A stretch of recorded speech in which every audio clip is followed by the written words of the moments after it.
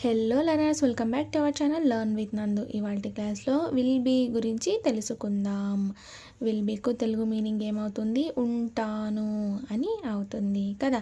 ఉంటాను అనేది will బీకు Telugu meaning అవుతుంది.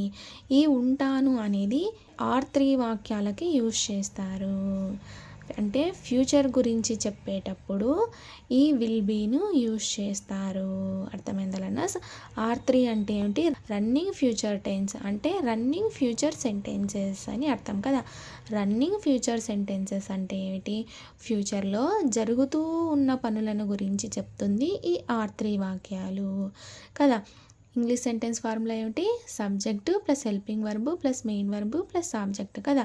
Subject plus helping verb plus main verb object అని ఒక రకము, subject plus helping verb plus object అని ఒక రకము, ఇంకొక రకము ఓన్లీ సబ్జెక్ట్ హెల్పింగ్ వర్బ్తో కొన్ని వాక్యాలు ఉంటాయి.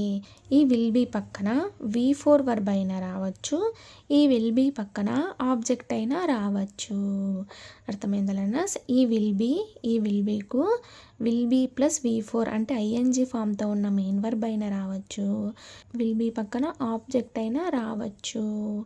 అర్థమైందా లర్నర్స్? ఈ విల్ బీ R3 వాక్యాలు రాయడానికి మరియు మాట్లాడడానికి ఉపయోగిస్తారు. ఇప్పుడు ఈ విల్ బీకు టైం లైన్ ఏమవుతుందో చూద్దాం. ప్రెజెంట్లో ఉంటూ ఫ్యూచర్ గురించి మాట్లాడుతూ మనం అది చేస్తూ ఉంటాము, అక్కడ ఉంటాము, ఇక్కడ ఉంటాము, టీవీ చూస్తూ ఉంటాము, సినిమాకి వెళ్తూ ఉంటాము అని అంటూ ఉంటారు కదా. అంటే ప్రెజెంట్లో ఉంటూ ఫ్యూచర్ గురించి చెప్పడం అన్నమాట. అర్థమైందా లర్నర్స్? ఇప్పుడు ఈ విల్ బీకు ఎగ్జాంపుల్స్ చూద్దాం. నేను ఆ కంపెనీలో పని చేస్తూ ఉంటాను. ప్రెజెంట్ అయితే ఇంకా చేయలేదు. ఇప్పుడు ప్రెజెంట్ నేనుండి ఫ్యూచర్ గురించి చెప్తున్నాను అన్నమాట కదా. ప్రెజెంట్ అయితే నేను ఆ కంపెనీలో పని చేస్తూ లేదు, ఫ్యూచర్లో పని చేస్తూ ఉంటాను అని చెప్తాను. సో ఇది R3 వాక్యం అవుతుంది. నేను ఇంగ్లీష్లో ఏమంటారు? ఐ అని అంటారు.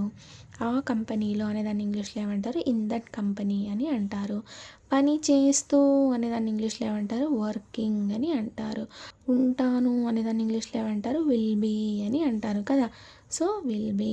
ఫైనల్గా ఈ వాక్యం ఇంగ్లీష్ సెంటెన్స్ ఫార్ములా యూస్ చేసి రాసినట్టయితే I will be working in that company అని అవుతుంది కదా.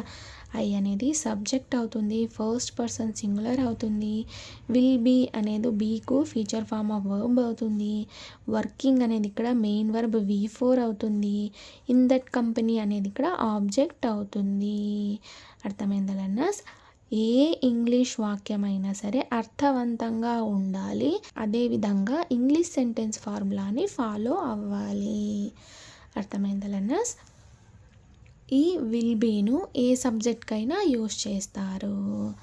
అంటే పర్టికులర్గా థర్డ్ పర్సన్ సింగులరే, ఫస్ట్ పర్సన్ సింగులరే అని కాకుండా ఫస్ట్ పర్సన్ సింగులర్కైనా యూస్ చేయొచ్చు, ఫస్ట్ పర్సన్ ప్లూరల్కైనా యూస్ చేయొచ్చు, సెకండ్ పర్సన్ సింగులర్కైనా యూస్ చేయొచ్చు, సెకండ్ పర్సన్ ప్లూరల్కైనా యూస్ చేయొచ్చు.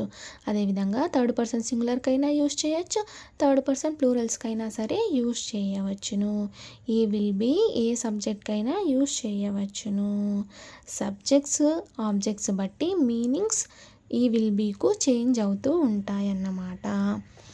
ఇంకొక వాక్యం, we will be going to movie tomorrow అనే ఈ వాక్యం తెలుగు మీనింగ్ ఏమవుతుంది అని అంటే టుమారో అంటే రేపు, వీ అంటే మేము, విల్ బీ అంటే ఉంటాము, గోయింగ్ వెళుతూ, టు మూవీ అంటే సినిమాకు అని అర్థం కదా.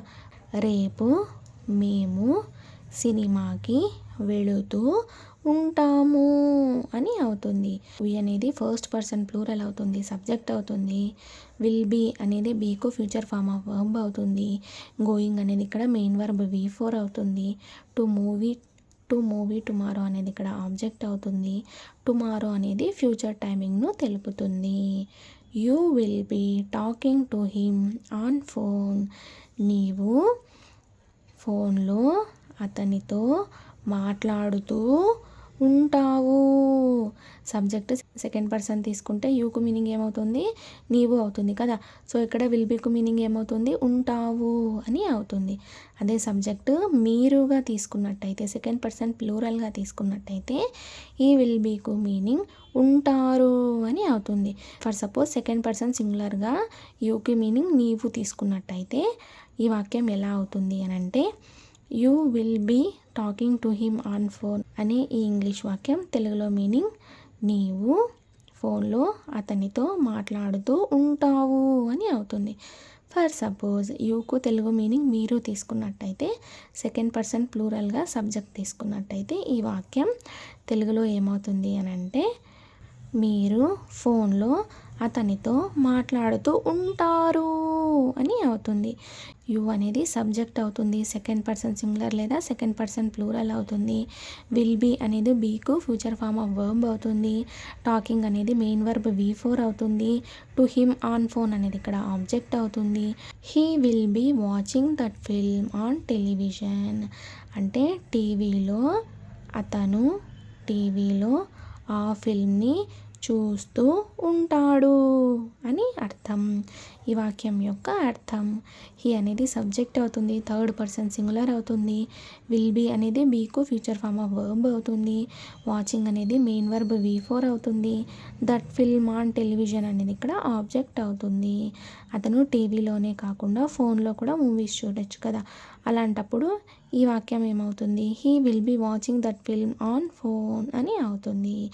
అదే అతను ఫోన్లో చదువుకుంటున్నాడు అని చెప్పాలంటే he will be reading on phone అని అవుతుంది కదా. ఇలా మీరు సొంత వాక్యాలను క్రియేట్ చేసుకొని మాట్లాడుతూ ఉండండి. అలా మాట్లాడుతూ ఉన్నట్టయితే మీ తప్పొప్పులు మీకు అర్థమవుతాయి. అర్థమైందా లర్నర్స్? ఎప్పుడైనా సరే ప్రాక్టీస్ చేస్తూ ఉంటేనే మనం చేసే మిస్టేక్స్ ఏంటి అని మనకు తెలిసి వాటిని కరెక్ట్ చేసుకోవడానికి అవకాశం ఉంటుంది. She will be reading that matter on internet. ఆమె ఇంటర్నెట్లో ఆ మ్యాటర్ని చదువుతూ ఉంటుంది అని అర్థం. ఇవన్నీ చెప్పేవి ప్రజెంట్లో ఉంటూ ఫ్యూచర్ గురించి చెప్పడం అన్నమాట. షీ అనేది థర్డ్ పర్సన్ సింగులర్ అవుతుంది, సబ్జెక్ట్ అవుతుంది. విల్ బీ అనేది బీకు ఫ్యూచర్ ఫామ్ ఆఫ్ వర్బ్ అవుతుంది. రీడింగ్ అనేది మెయిన్ వర్బ్ V4 అవుతుంది. దట్ మ్యాటర్ ఆన్ ఇంటర్నెట్ అనేది ఇక్కడ ఆబ్జెక్ట్ అవుతుంది. వారు ఉంటారు, వారుని ఇంగ్లీష్లో ఏమంటారు, దే. ఉంటారు అనేదాన్ని ఇంగ్లీష్లో ఏమంటారు, విల్ బీ అని అంటారు. చూసారా ఇక్కడ విల్ బీ పక్కన ఆబ్జెక్టు లేదు, విల్ బీ పక్కన మెయిన్ వర్బ్ V4 కూడా లేదు. సో ఇలాగా కూడా మీరు వాక్యాలని యూస్ చేయొచ్చు. అర్థమైందా లర్నర్స్? వారు ఉంటారు అనేదాన్ని ఇంగ్లీష్లో ఏమంటారు, దే విల్ బీ అని అవుతుంది. దే అనేది థర్డ్ పర్సన్ ప్లూరల్ అవుతుంది. విల్ బీ అనేది ఇక్కడ బీకు ఫ్యూచర్ ఫామ్ ఆఫ్ వర్బ్ అవుతుంది. Police will be knowing about thieves. పోలీసులు థీవ్స్ అంటే దొంగల గురించి, ఒకరే సింగిల్గా ఉంటే థీఫ్ అంటారు. బట్ ఇక్కడ థీవ్స్ అంటే దొంగలు అని అర్థం, ప్లూరల్. థీఫ్కు ప్లూరల్ థీవ్స్ అవుతుంది. దొంగల గురించి తెలుసుకుంటూ ఉంటారు అని ఈ వాక్యం యొక్క అర్థం కదా. పోలీసులు దొంగల గురించి తెలుసుకుంటూ ఉంటారు అని ఈ వాక్యం యొక్క అర్థం. పోలీస్ అనేది ఇక్కడ థర్డ్ పర్సన్ ప్లూరల్ అవుతుంది. విల్ బీ అనేది బీకు ఫ్యూచర్ ఫామ్ ఆఫ్ వర్బ్ అవుతుంది. నోయింగ్ అనేది ఇక్కడ మెయిన్ వర్బ్ V4 అవుతుంది. అబౌట్ థీవ్స్ అనేది ఇక్కడ ఆబ్జెక్ట్ అవుతుంది. Children will be playing on the ground. పిల్లలు గ్రౌండ్లో ఆడుకుంటూ ఉంటారు అని ఈ వాక్యం యొక్క అర్థం. చిల్డ్రన్ అనేది సబ్జెక్ట్ అవుతుంది, థర్డ్ పర్సన్ ప్లూరల్ అవుతుంది. విల్ బీ అనేది బీకు ఫ్యూచర్ ఫామ్ ఆఫ్ వర్బ్ అవుతుంది. ప్లేయింగ్ అనేది ఇక్కడ మెయిన్ వర్బ్ V4 అవుతుంది. ఆన్ ద గ్రౌండ్ అనేది ఇక్కడ ఆబ్జెక్ట్ అవుతుంది. అంటే ఆ టైంకి పిల్లలు ఆడుకుంటూ ఉంటారు అని అంటూ ఉంటారు కదా. అలాంటప్పుడు ఈ వాక్యం యూజ్ అవుతుంది. Sita will be loving me. Sita నన్ను లవ్ చేస్తూ అంటే ప్రేమిస్తూ ఉంటుంది అని అర్థం. సీత అనేది ఇక్కడ థర్డ్ పర్సన్ సింగులర్ అవుతుంది, సబ్జెక్ట్ అవుతుంది. విల్ బీ అనేది బీకు ఫ్యూచర్ ఫామ్ ఆఫ్ వర్బ్ అవుతుంది. లవింగ్ మీ అనేది ఇక్కడ ఆబ్జెక్ట్ అవుతుంది. It will be following us. అది మనల్ని ఫాలో చేస్తూ ఉంటుంది అంటే అనుసరిస్తూ ఉంటుంది అని అర్థం. ఇట్ అనేది థర్డ్ పర్సన్ సింగులర్ అవుతుంది. విల్ బీ అనేది బీకు ఫ్యూచర్ ఫామ్ ఆఫ్ వర్బ్ అవుతుంది. ఫాలోయింగ్ అస్ అనేది ఇక్కడ ఆబ్జెక్ట్ అవుతుంది. ఇట్ ప్లేస్లో అది ఏదైనా అవ్వచ్చు. డాగ్ లేదంటే ఏదైనా సరే. కుక్క మన వెనకాలే వస్తూ ఉన్నట్టయితే the dog will be following us అని అనవచ్చును. అర్థమైందా learners? Your gift will be car. Your gift అంటే మీ గిఫ్ట్ కారు అయి ఉంటుంది అని అర్థం కదా. ఈ వాక్యం యొక్క అర్థం మీ గిఫ్ట్ కార్ అయి ఉంటుంది అని అర్థం. ఫర్ సపోజ్ మీ ఫ్రెండ్ ఎవరిదైనా బర్త్డే ఉందనుకోండి, ఆ బర్త్డే బాయ్ లేదా ఆ బర్త్డే గర్ల్కి మీరు గిఫ్ట్గా కార్ ఇస్తున్నట్టయితే ఈ వాక్యం చెప్పవచ్చును. ఆ బర్త్డే బాయ్ ఆర్ ఆ బర్త్డే గర్ల్తో ఈ వాక్యం మీరు చెప్పవచ్చును. మీ గిఫ్ట్ కార్ అయి ఉంటుంది అని చెప్పవచ్చును. అర్థమైందా లెర్నర్స్? ఇది ఇవాల్టి క్లాస్లో విల్ బీ గురించి. విల్ బీకు తెలుగు మీనింగ్ ఏమవుతుంది? ఉంటాను అని అవుతుంది కదా. ఈ ఉంటాను, ఈ విల్ బీ అనేది ఏ సబ్జెక్ట్కైనా మీరు యూజ్ చేయవచ్చును. ఇవి R3 వాక్యాలు రాయడానికి యూజ్ చేస్తారు. ఈ విల్ బీ అనేది రన్నింగ్ ఫ్యూచర్ సెంటెన్సెస్కు యూజ్ చేస్తారు. అర్థమైందా లెర్నర్స్? అంటే ప్రజెంట్లోనే ఉంటూ ఫ్యూచర్ గురించి మనం మాట్లాడడం అన్నమాట. ఫ్యూచర్లో అది జరుగుతూ ఉంటుంది, ఇది జరుగుతూ ఉంటుంది అని చెప్తూ ఉంటారు కదా. అలాంటప్పుడు ఈ విల్ బీని యూజ్ చేస్తారు. ఇది ఏ సబ్జెక్ట్కైనా యూజ్ చేయవచ్చును. సబ్జెక్టు ఆబ్జెక్ట్ బట్టి ఈ విల్ బీకు మీనింగ్స్ చేంజ్ అవుతూ ఉంటాయి. ఏ ఇంగ్లీష్ సెంటెన్స్ అయినా సరే అర్థవంతంగా ఉండాలి. ఏ ఒక్క తెలుగు వాక్యమైనా సరే ఇంగ్లీష్ సెంటెన్స్ ఫార్ములా యూజ్ చేసి ఇంగ్లీష్లోకి ట్రాన్స్లేట్ చేయాలి.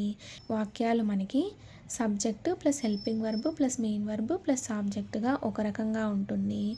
Subject plus helping verb plus object అంటే మెయిన్ వర్బ్ లేకుండా వాక్యాలు ఉంటాయి. ఓన్లీ సబ్జెక్టు హెల్పింగ్ వర్బ్తో కొన్ని వాక్యాలు ఉంటాయి.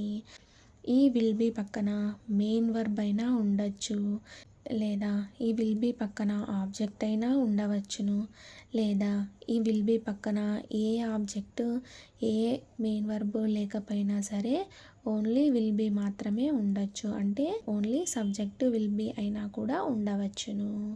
ఈ విధంగా మనకు సెంటెన్సెస్ ఉన్నాయి. Thank you so much for watching this video. Please subscribe to Learn with Nandu channel for more videos. Thank you.